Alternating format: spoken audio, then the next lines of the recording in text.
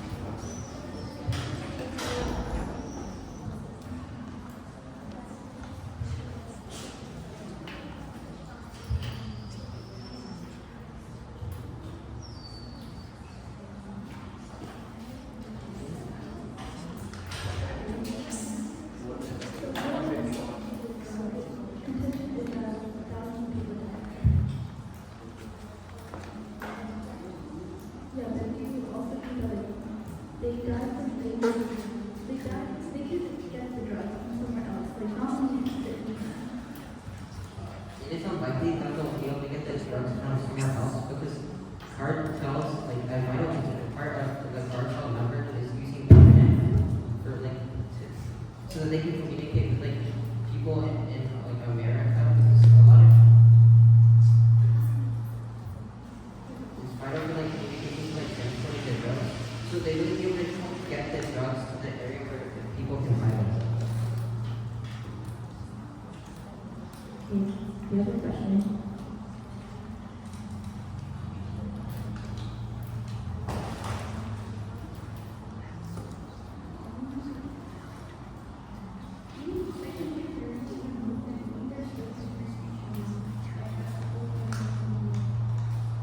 We're saying that there would be a law less free speech because of global like moderation. Even you guys agree that because Section 30 is repealed, there will be more censorship, right? That's what your argument goes upon.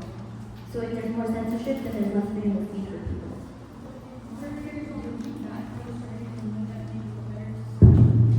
Okay, but like that's not what your question is. Your question is like freedom of speech, right?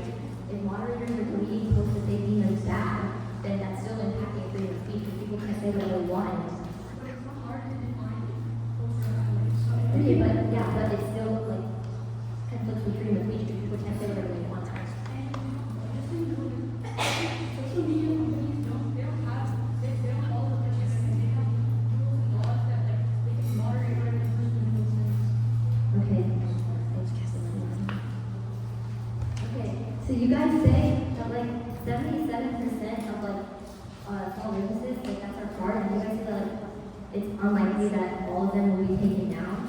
And then I asked in Crossfire if that were true, then wouldn't the same be like applicable for your argument? But you guys can just respond to that and cross it over. Okay, so I was like, the parts of that 77% of small businesses use social media, and you guys said that like not all of them will be taken down because of like moderation and stuff. But then wouldn't that be like the same thing for drug argument because not all of them will be taken down? It's different. This is for our drug argument. We're saying that most of the posts will be taken down because they're illegal content. But unless like the small businesses you're talking about are illegal, then they wouldn't be taken down. And many of them use like social media like advertisements anyways. So it doesn't necessarily that point because it's mostly on like third-party content. Our point is that there's less incentives for consumers to use like social media because they have all the censorship. That means You can finish that.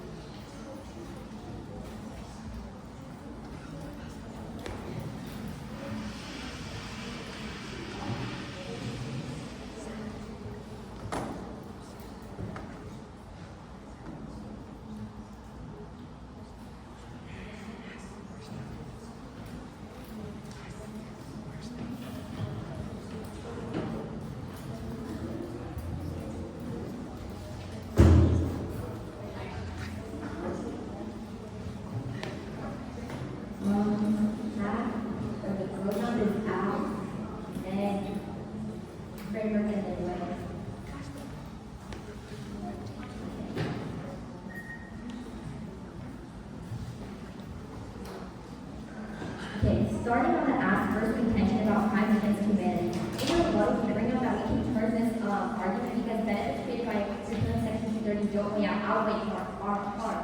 But our opponent does not respond to this point, therefore we're going to consider that they conceded this point. And then on our case, we win on our second contention because the only argument that our opponent makes on it is that out of the 77% of small businesses that use social media, not all of them will be taken down. And then we talk about in Crossfire how that the same would apply for their drug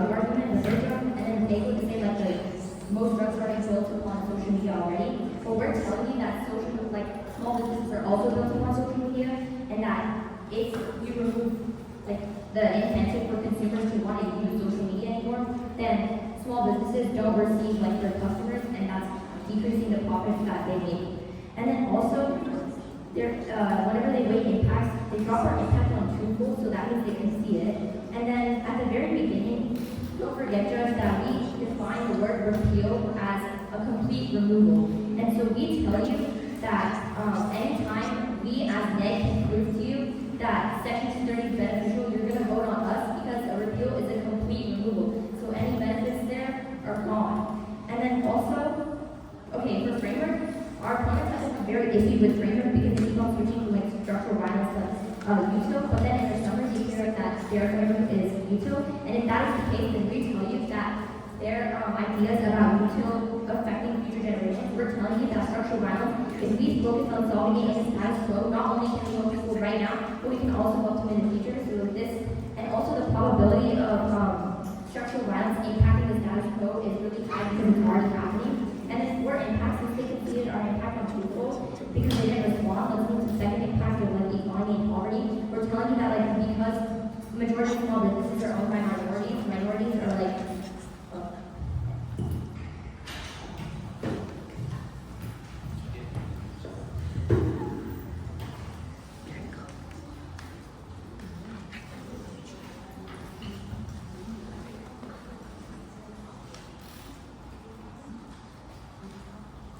off the clock roadmap is going to be extend, framework, waive, neg, add. So our case is that Section 230 allows hate speech and radicalization to spread, which often leads to genocide and terrorism, short crimes against humanity, causing loss of life all over the world. Additionally, Section 230 allows cartels to communicate, which leads to higher fentanyl deaths because users buy drugs that are laced with fentanyl without knowing that they exist, that they do have fentanyl. In terms of framework, our opponent argues that we keep switching between util and structural violence, but our argument is actually that ours fits util and structural violence better. This is because our argument is also that hate speech will occur on social media, and hate speech is one part of structural violence. Additionally, on the framework, they said that ours has a low probability, but this is not true, as you can see that social media has already been used to cause widespread death that will affect many people in the future. Onto weighing, our magnitude here is bigger because terrorism can occur all over and genocide can occur all over the world, while their impact is mostly in the United States.